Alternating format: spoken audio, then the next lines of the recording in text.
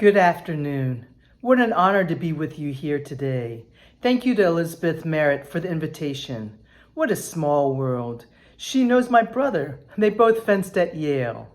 I never would have expected that my work with the Angel Island Immigration Station Foundation and AARP would meld into today's opportunity to share the important role museums play in American society. My talk today will focus on 3 points that all tie into your Creative Aging Summit: belonging, MIH, and engaging our AAPI elders. Belonging. Now, with this nation super focused on diversity, equity, and inclusion, how do we ensure that DEI is not a passing fad?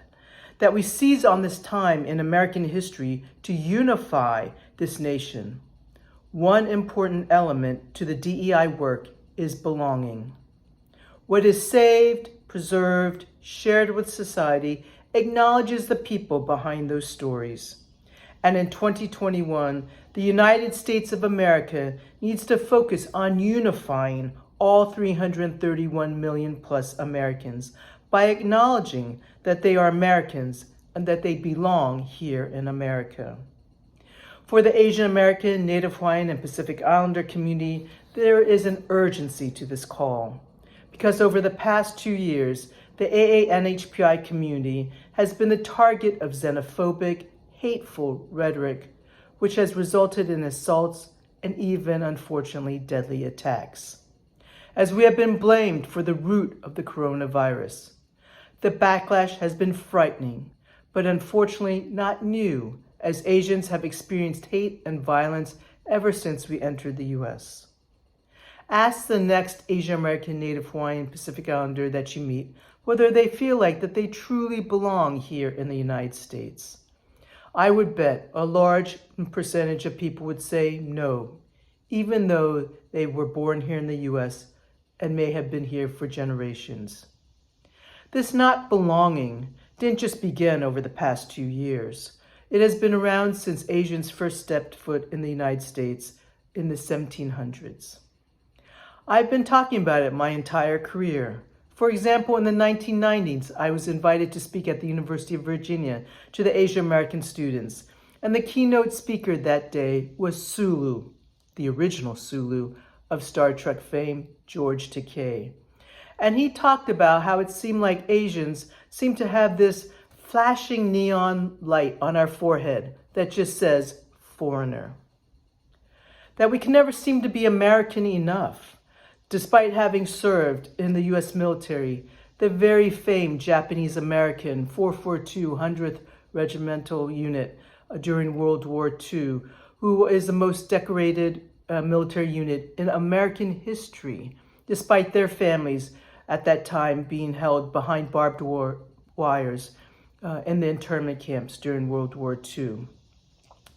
Asian Americans, we have brought home Olympic gold, and we're about to go into the Olympics just right now during this time period as well. And during this COVID time period, a Chinese American was the inventor of the N95 mask that has been saving lives over the past 2 years. The perpetual foreigner label seems to be affixed to our forehead. What can we do to get rid of it? Granted, Asians really have only been in the United States since the 1965 Immigration Act was passed. From 1882 to 1943, actually Chinese Asians were permanently excluded, specifically excluded from entering the United States under the Chinese Exclusion Act. Now, about 46% of Asians in the United States are immigrants. But they're already 4th, 5th, 6th generation Asian American, Native Hawaiian, Pacific Islanders, especially on the West Coast. Belonging. Words matter. Xenophobic, hateful words matter. Rhetoric can drive people to hate incidences and hate crimes. And in the past 2 years especially, those numbers have dramatically risen, and especially attacks on our Asian American Pacific Islander elders. Polling shows that AAPIs are more afraid of the hate violence than they are of COVID. That is truly a sad statement. For me, as a Chinese American, I was born in Philadelphia, the birthplace of America. I too am on heightened alert, especially this year as well. The tension between the US and China means potential backlash against Chinese Americans here in the United States, especially those in the scientific and technical fields. They are being questioned for their loyalty to the United States. And this has been an ongoing issue. And in less than 2 months from now, the United States will commemorate the 20th anniversary of the 9/11 attacks. And I'm so afraid of what may be happening and what may be coming to our South Asian community and the Muslim community, as they will once again be questioned about their loyalty to the United States. So as we as a nation are focused on DE&I efforts, let us focus not only about being inclusive, but also focus on genuinely making sure that everyone feels like they belong here in this country and in your institutions. MIH, my good friend, the noted author, journalist, civil rights leader, Helen Zia, describes Asian Americans, Native Hawaiian and Pacific Islanders as MIH. Don't worry, she knows that I am using her term everywhere I go and in all my speeches. So what does MIH mean? MIH means missing in history. Let me ask all of you to think back to your school days, your education. What did you learn about Asian American, Native Hawaiian, and Pacific Islanders through your school textbooks? For most people, perhaps it was about the Chinese railroad, the Transcontinental Railroad, and how Chinese were used to build it. For those lucky enough to be in California of the younger generation, you may have learned about the Japanese-American internment. But let's just take the Chinese Transcontinental Railroad. There is a perfect example of Chinese being MIH. The iconic photo of the joining of the Transcontinental Railroad, that celebratory picture, has left out Chinese railroad workers. They were missing in history. They were missing in that iconic photo. They were relegated to nowhere in history with that completion. One step to rectifying AAPIs as MIH actually occurred just a few days ago on July 9th of this year, when Illinois Governor J.B. Pritzker signed the Teaching Equitable Asian American History TEACH Act into law, making Illinois the very first state in the United States to require Asian American history to be taught in the public schools. I understand Connecticut is the next state that's trying to pass legislation, but we need to make sure that all 50 states and the District of Columbia implement Asian American history into the curriculum. You might be asking why I'm dwelling on AANHPI history being MIH. Because learning about and understanding AANHPI history as part of American history is a major pillar to stop the anti-Asian hate. We need to normalize AANHPIs and to accept us as Americans. One way that AARP is helping resolve AANHPIs as MIH is that as one of the 100 plus brands that signed the Association of National Advertisers Alliance for Inclusive Multicultural Marketing pledge to take a stand against hate and violence targeting the AAPI community.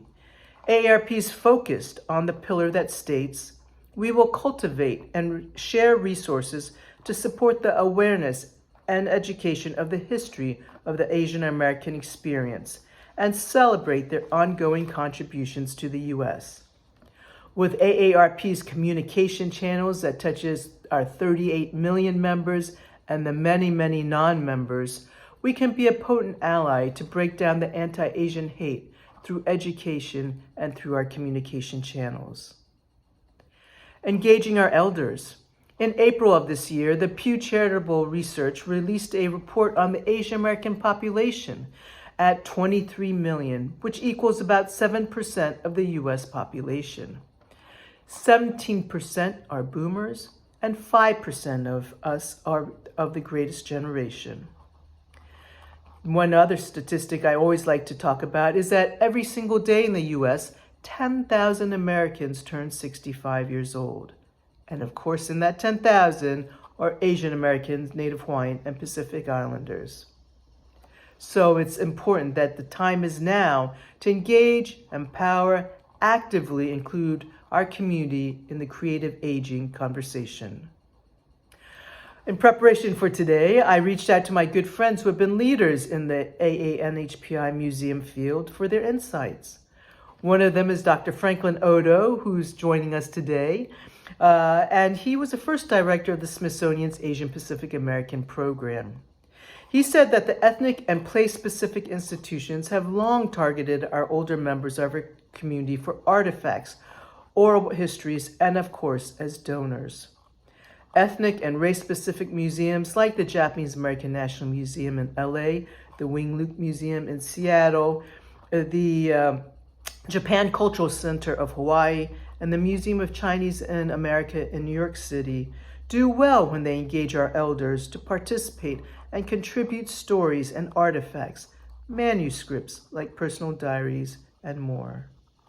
Remember, AANHPIs are MIH. So to fill in the wide gap of American history, we must gather the histories, be it social, political, medical, health, immigration, cultural, as soon as possible from our elders. That is why the collection of the oral histories that so many of our community institutions are focused on, like the Densho Project in Seattle, have been doing over the years, has been critical to saving and telling our history. Sonia Changharano, one of my dear friends who worked for the Japanese American National Museum, said we need to turn history into our story. And that for the AANHPI community, storytelling is built into our family structures. For one, our revered elders pass stories down orally, talking about back in the day. The Native Hawaiian culture has talk story, the way of passing wisdom down through chatting.